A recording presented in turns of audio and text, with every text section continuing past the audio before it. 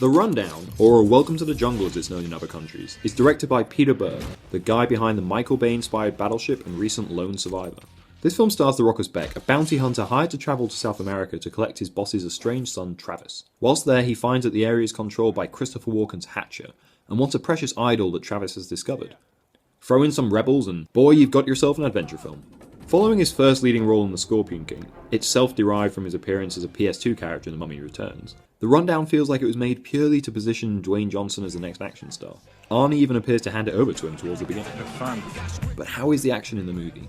Beginning with him taking on a bunch of NFL players in a nightclub, the scene feels like it was made to feel cool rather than actually be a coherent action sequence. It sets up well the opponents and the surrounding environment, but once the fight begins, the quick editing is made even less decipherable by this flashing leitmotif. It's not an awful scene by any means, and arguably does the job of showcasing Beck's skills, but it would have been nice to make out a little more of it. At least you do see Beck get beaten up a little, which happens quite a lot throughout the film, so we aren't constantly just watching a guy fight people far less able than me. It does feel a little like we are being made to just accept he is a great fighter though, rather than see enough to judge that ourselves. It's force-feeding the idea of his skill, not just putting it out there really for us to see. Is it because The Rock isn't actually all that good at fighting, so they feel the need to cut around it with editing? Potentially, but I feel more that it's a stylistic choice, and one that doesn't really succeed. Once Beck leaves the club, he then gets shot by a guy using high-powered beanbags. And it's as weird and out of place as it sounds. So, moving on. After this, he finally gets to South America where the film begins proper, and meets the Scottish guy from Trainspotting with a dodgy stomach, before this fight scene in Rosario Dawson's bar.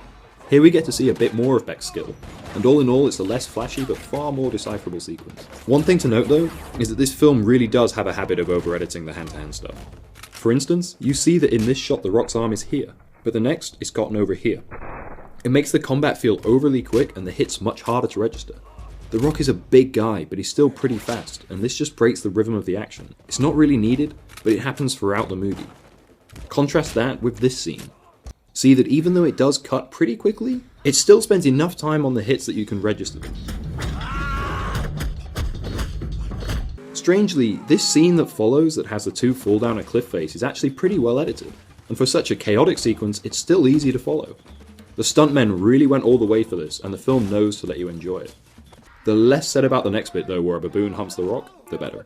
This is probably the film's standout hand-to-hand fight scene, with Beck set upon by a group of rebels, but has similar issues to the previous sequence. The actual choreography and stunts are pretty good, or at least appear so, but the film over-edits them so much it's hard to tell at times. In direct conflict with the speedy cuts is the liberal use of slow motion to really show off some of the combat, and it makes you question exactly why they felt the need to cut so quickly. The Rock gets his ass kicked pretty spectacularly, which builds some great tension, making you desperate to know exactly how he's going to beat them, which also leads to disappointment.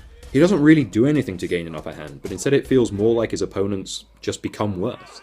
In the first fight when he's being beaten up, he uses something in the environment to stop a heavy punch and regain his composure, but here he just becomes better. It's a shame, as otherwise, it's a pretty fun little sequence. This is all build up to the final scene though, that basically leads to the near destruction of a small town.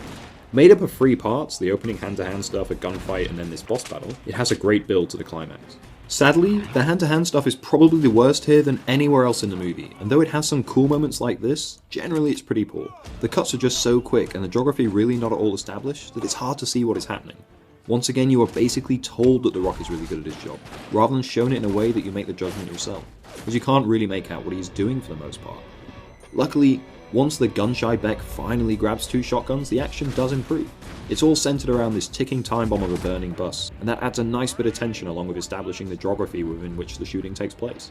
You never really feel like Beck is in danger, but the film has built up the idea to this point so much that he doesn't use guns as I pick up guns, bad things happen to people. I don't like that. That it's kind of okay from a narrative standpoint. You are really just following him and witnessing him killing people, as opposed to actually fighting, but it's a release that has been built to, so it works. Finally we get to see him take on the whip guy again, along with 2 buddies, which is a fine bit of final action, but again, nothing overly special.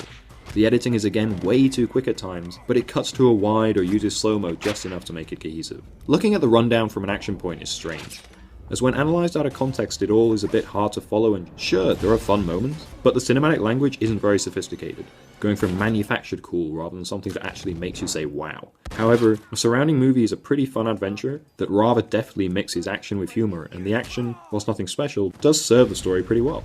All in all, the film is greater than the sum of its parts, and worth a watch even though the action itself is technically pretty poor.